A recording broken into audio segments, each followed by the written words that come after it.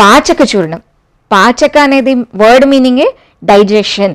ఈ పాచక చూర్ణం మనం ఏ కండిషన్లో వాడతామంటే అజీర్తి లేదంటే ఇండైజెషన్, కాన్స్టిపేషన్ ఉన్న కండిషన్లో, కడుపు ఉబ్బరం ఉంటుంది కదా, అలాంటి అన్ని కండిషన్స్లో ఈ పాచక చూర్ణం మనం వాడతాం. పాచన అంటే డైజెషన్. సో ఈ పాచక చూర్ణాల్లో 4 ఇంగ్రీడియంట్స్ ఉన్నాయి. సో మనం ఈ పాచక చూర్ణాలు కావాల్సిన ఇంగ్రీడియంట్స్ గురించి తెలుసుకుందాం. సో ఈ పాచక చూర్ణానికి కావాల్సిన పదార్థాలు ఏంటంటే హరితకి చూర్ణం. హరితకి అంటే కరక్కాయ పొడి. ఇది మనకి ఈ మధ్య ఇంట్లో కూడా మనం పెట్టుకుంటున్నాము, లేదంటే ఆయుర్వేదిక్ షాప్లో దొరుకుతుంది. ఇది నల్ల ఉప్పు, ఇది వోమ అంటే అజ్వైన్ కూడా అంటారు కదండి, ఇది హింగువ. సో ఇవి కామన్గా మనకి 3 అయితే ఇంట్లోనే ఉంటాయి. కరక్కాయ పొడి ఒక్కటే మనం తెచ్చుకోవాలి. సో ఇది చాలా ఈజీగా మనం చేయొచ్చు. సో 1 మంత్కి సరిపడే పొడి నేను ఈరోజు మీకు చూపిస్తాను. దీనికి మనకు ఫస్ట్ ఈ కరక్కాయ పొడి ఏదైతే ఉంది కదా, అదొక 100 గ్రాములు తీసుకోవాలి. ఈరోజు నేను జస్ట్ మిక్సింగ్ కోసం, డెమో కోసం అని తక్కువ క్వాంటిటీ చూపిస్తున్నాను, కానీ వీలైనంత వరకు దీంట్లో 100 గ్రామ్స్ క్వాంటిటీ 1 మంత్కి. సో ఇది లార్జెస్ట్ క్వాంటిటీ అనమాట. 100 గ్రాములు హరితకి చూడడం కరక్కాయ పొడి. దీంట్లో మనం వాము పొడి, ఇప్పుడు నేను ఇక్కడ వాము తీసుకొచ్చాను, కానీ వాము పొడి జస్ట్ ఒక 25 గ్రామ్స్ మనం దీంట్లో యాడ్ చేయాలి. 25 గ్రామ్స్. నల్ల ఉప్పు ఒక జస్ట్ 10 గ్రామ్స్ దీంట్లో వేసుకోవాలి. ఇంకా హింగువ చూడడం జస్ట్ ఒక 10 పించెస్ అండి, అంటే జస్ట్ ఒక 10 చిట్కడ్లు హింగువ మనం దీంట్లో వేసుకోవాలి. ఎందుకంటే అది చాలా స్ట్రాంగ్ ఉంటుంది కాబట్టి చాలా తక్కువ క్వాంటిటీలో వేసుకుంటున్నాము. జస్ట్ ఒక 10 చిట్కడు హింగువ. సో ఇది చక్కగా మిక్స్ చేసేసి ఒక ఎయిర్ టైట్ కంటైనర్లో మనం దీన్ని పెట్టేసుకోవాలి. చక్కగా ఒక్కసారి మళ్ళీ మిక్సీలో తిప్పినా దీన్ని ప్రాబ్లం లేదు. సో చక్కగా కలిసిపోతుంది పొడి. సో ఈ పొడి మనం రెడీ అయిపోయింది. ఇప్పుడు ఇది ఒక airtight container, glass jar అయితే ఇంకా మంచిది, లేదంటే ఏదైనా ప్లాస్టిక్ కంటైనర్లో మనం పెట్టేసుకుంటే దీని షెల్ఫ్ లైఫ్ ఒక 1 ఇయర్ వరకు ఈజీగా మనం స్టోర్ చేసుకోవచ్చు. సో ఈ పొడి మనం ఇలా పెట్టేసుకుంటే 1 మంత్కి సరిపడే పొడి మనకి ఇది రెడీ అయిపోయింది. సో దీని డోసేజ్ ఏంటంటే జస్ట్ ఒక 250 to 300 మిలీగ్రామ్స్. ఒకవేళ ప్రాబ్లం ఎక్కువ ఉంది అంటే ఒక 400 మిలీగ్రామ్స్, అంటే జస్ట్ ఒక 1/2 చెంచా అనుకోండి ఇవ్వండి. జస్ట్ ఒక చిన్న టీ స్పూన్ అయితే ఒక 1/2 చెంచా. ఈ క్వాంటిటీలో మనం ఈ పొడి ఒక 1/2 కప్ నీళ్ళలో తినే ముందు ఒక అరగంట ముందు గోరువెచ్చటి నీళ్ళలో ఈ పొడి కనుక మనం కలుపుకొని తాగేస్తే ఈ అజీర్తి, పొట్ట ఉబ్బరము, లేదంటే కాన్స్టిపేషన్ ఇష్యూస్ ఇవన్నీ సాల్వ్ అయిపోతాయి.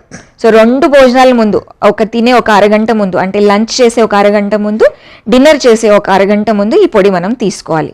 సో ఇది తీసుకునే పద్ధతి ఏంటంటే ఒక 500 మిలీగ్రామ్స్, అంటే జస్ట్ ఒక 1/2 చెంచా, ఒక 40 ml వాటర్, అంటే ఒక 1/2 కప్ నీళ్ళలో, గోరువెచ్చటి నీళ్ళలో కలుపుకొని ఇలా దీన్ని కలుపుకోవాలి నీట్గా.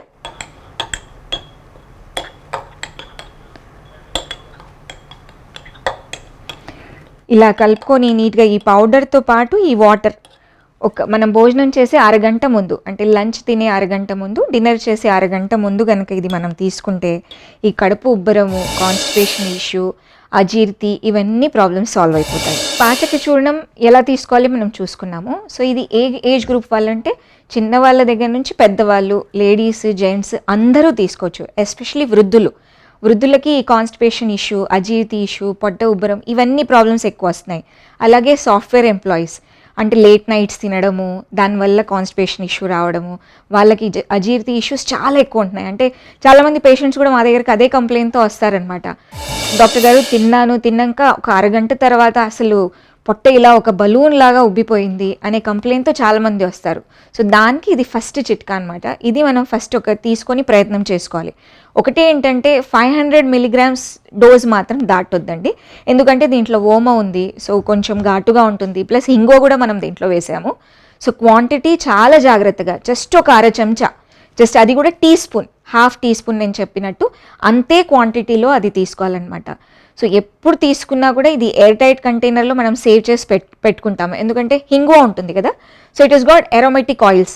సో ఈ ఇంగ్రీడియంట్స్ అన్నీ ఏవైతే ఉన్నాయో, హింగువ కానీ, హరితకి కానీ, లేదంటే సాల్ట్ కానీ, ఓమ కానీ, ఇదన్నీ డైజెషన్ ఇంప్రూవ్ చేస్తుంది. ప్లస్ హరితకి అంటే కరక్కాయకు ఒక ప్రాపర్టీ ఉంది, అది మోషన్ కూడా క్లియర్ చేస్తుంది.